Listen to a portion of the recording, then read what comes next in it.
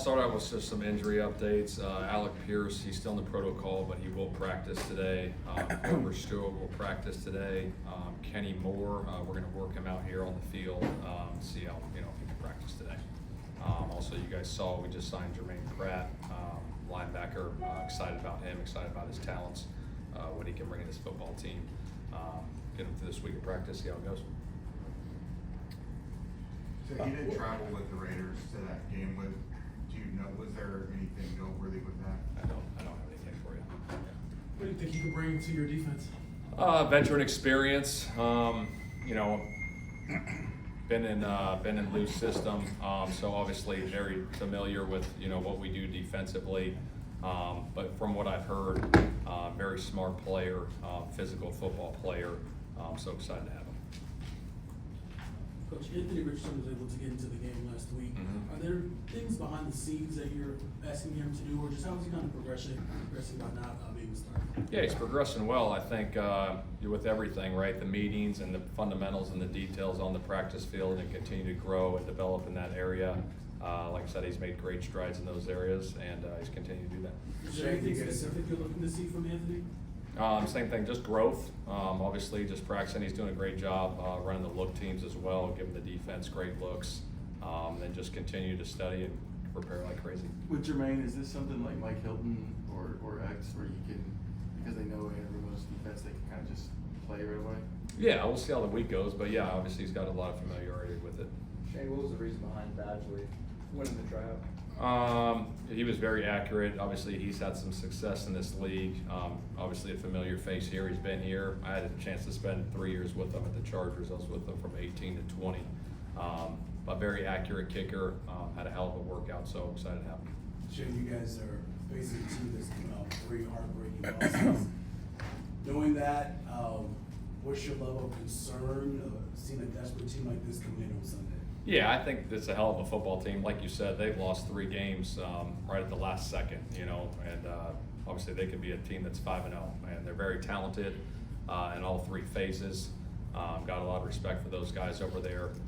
Defensively, Buda Baker's as good as they come on the back end, and Josh Sweat was around him. In Philly, he can rush the passer really well. They're very multiple in their scheme on defense, do a lot of different things, give you a lot of different looks. There, and then obviously the quarterback's a hell of a football player that can run around and make a ton of plays. McBride, the tight end, hell of a player, creates a lot of separation. Same thing with Marvin Harrison. So we're excited for the opportunity, though. Just we got to be laser focused, going into this week. Shane, you've had the unique situation of winning, I think, 2 or 3 or 4 games by lopsided margins, and within that, I wonder, like, there's small decisions you have to make even on that side of the score, right? Like, when do you take JT out, those kinds of things. How have you kind of worked through some of that? Good problem to have, but like, are there little things that you have to think about? Yeah, there's absolutely. I talked to certain coaches. I've had long conversations with Tony Dungy about those type of things and when to take certain guys out. And those conversations have been really good. Obviously, you seek advice from guys that have done it at a high level for a long time when those situations occur. And just a lot of respect for Tony on how he sees it. So those thoughts are going through my head during the game too, and thinking about him and what he would do in that situation. It's been good though. Like I said, you gotta make the right call at the right time on taking certain guys out if the games are like that, which are very rare. Lou mentioned that there are situations where it's like, all right, well, we got some good stuff in the game plan. Maybe we hold this back for another week.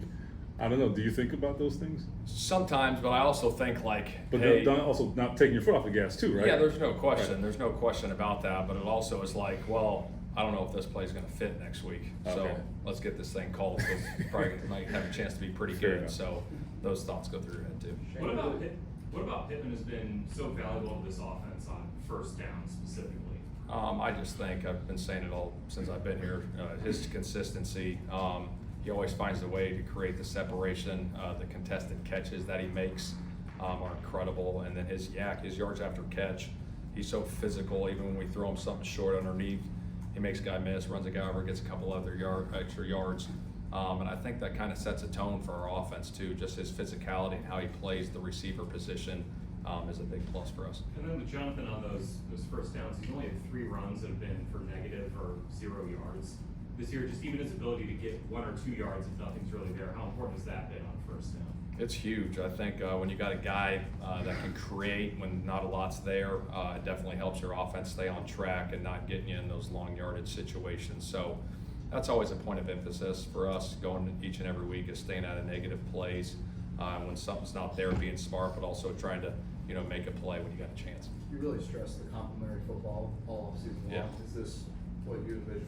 Yeah, it's been good, and the thing is, it's just a reminder to everybody all the time, team meetings, like it's one day at a time. That's really what it is, and you got to go do it every single day in practice, and you got to go do it every Sunday. Will A.D. Mitchell play Sunday, or was that like a 1 week thing? Yeah, we're working through that right now, but like I said, he's continued to work and grind and go through it and have a great week of practice and a great week of preparation. And with the complementary football, but also the balance you've got on offense with 5, 6 guys involved. As a head coach, do you have to go to guys, receivers by nature are selfish at some level, to say, listen, your time will come, and you understand their desire to be more involved? Yeah, there's no question. I think, that's a position, obviously, that if they don't get the ball, they want to affect the game. And I think, just explaining their roles at the start of the season when I go through every person on the roster in the team meeting, of understanding, being selfless. And I think it's been a great so far, obviously, through the first, 5 weeks, is the back and forth, and everybody's kind of on the same page. Everyone understands their role, and it's kind of been spread around pretty good, throughout the first 5 weeks. Sometimes I'm always like, hey, this guy might have 12 catches and you might have 2 the next week, it might flip, but I feel like it's been pretty balanced so far. And if we can continue to do that and stay on rhythm in the pass game and the run game, and be complementary in that way, it'll be good. One quick follow-up.